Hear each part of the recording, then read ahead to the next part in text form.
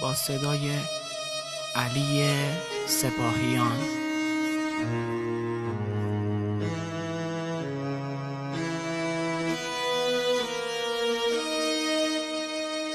روشنی راحت نی دلارا آنکه داتو من ترارا ویران و بربادم نیش پرواهی نیستن ترارا پرواهی نیستن ترارا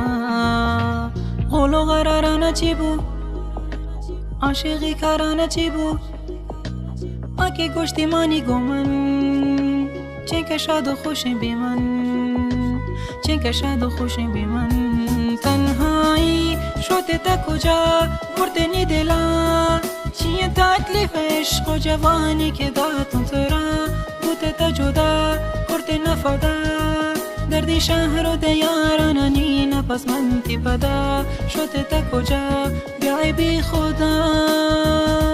دل تنگو ریش منی دل تا بینی قاتل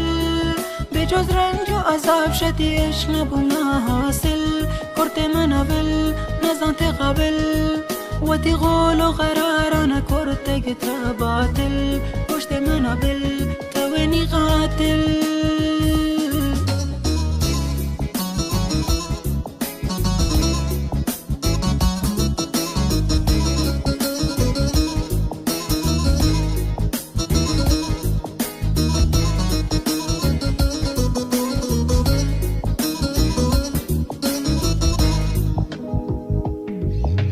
بی هوا نوازشم کن عشق و غصه همو کم کن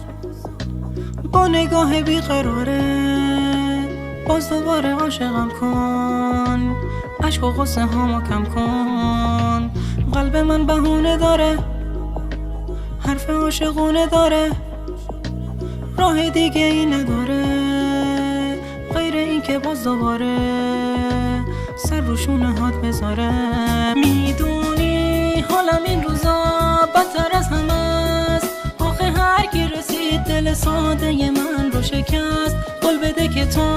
از پیشم نری واسه من دیگه عاشقی جاده یک طرف است قول بده نری آخرین دفعه است پروازه تو قفس شدم بی نفس شدم دیگه تنها شدم توی دنیا بدون خودم راستشو بگو این یه بازیه نکنه همه حرفای تو مثل حرف همه صحنه سازیه این یه بازیه دل تنگون ریش منی دل تبینی قاتل به جز رنج و عذاب شدیش نبونا حاصل کرد من اول نزانت قبل و تی قول و قرارانه کرده گتا باطل پشت من اول تبینی قاتل تنهایی شده تا کجا